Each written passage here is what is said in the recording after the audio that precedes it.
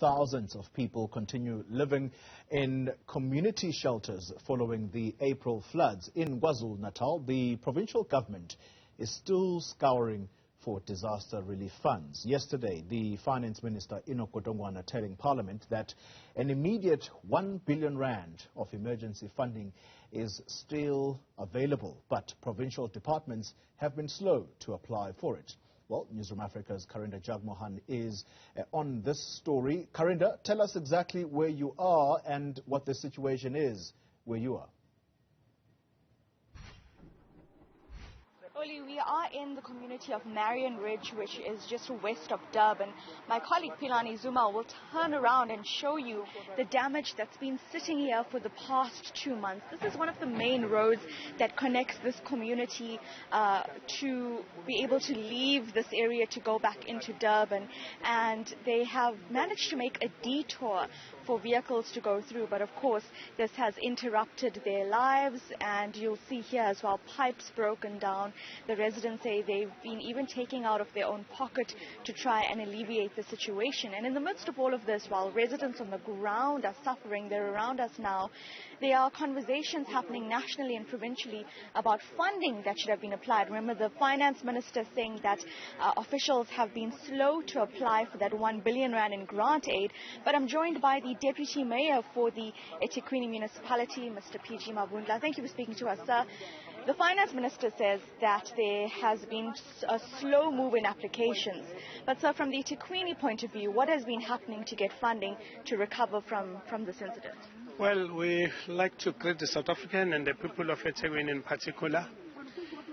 Well, we are very disturbed with the Minister of Finance statement that he made to the committee, whereby he said we have not applied. The truth of the matter is, it is on record. We have applied direct to the national government.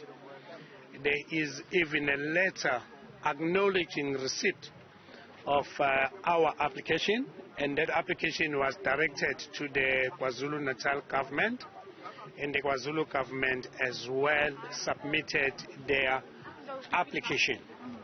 Now, when the Minister of Finance turn around and say we're even failing to fill the application form, it's upset. We don't know what is really he is thinking.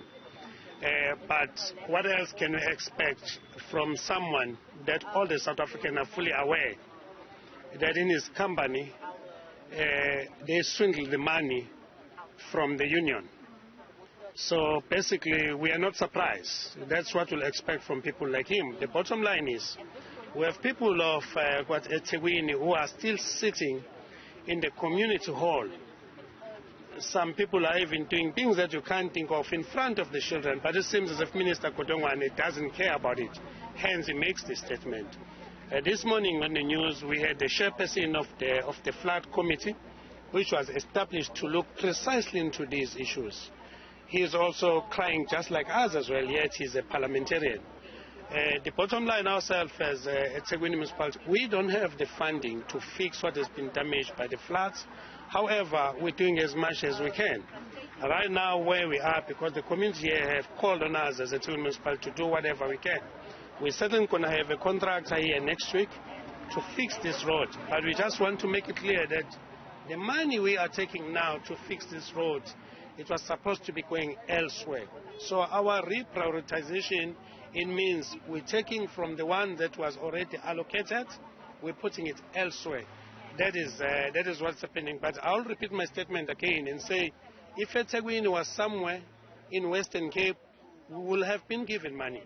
But because the national government really doesn't care about people of eThekwini and KwaZulu, that's why they're not doing anything. I'm putting this on record for a second time. Anybody who wants to argue, they must tell us why for the last 2 months we have not been given money. Deputy Mayor, just briefly, do we have to borrow money now to help the thousands that are living in community shelters? I can tell you right now, eThekwini municipality has put an additional application for R500 million, so we can balance our budget. Because as we speak, we are spending.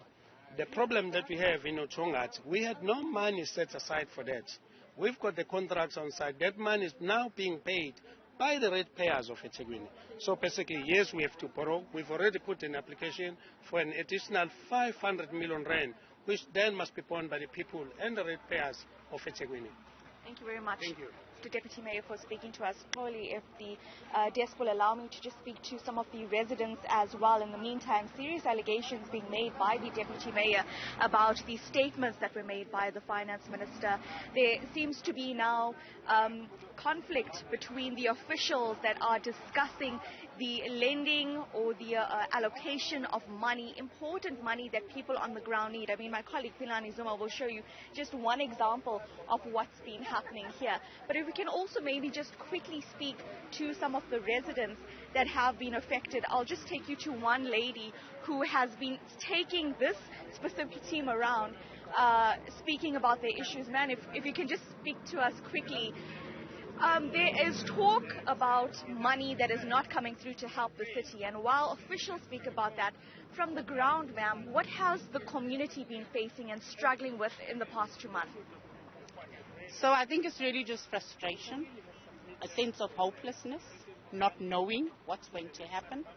People have been displaced, they've lost everything, and there seems to be this Mickey Mouse game with government of there is money, the money hasn't come.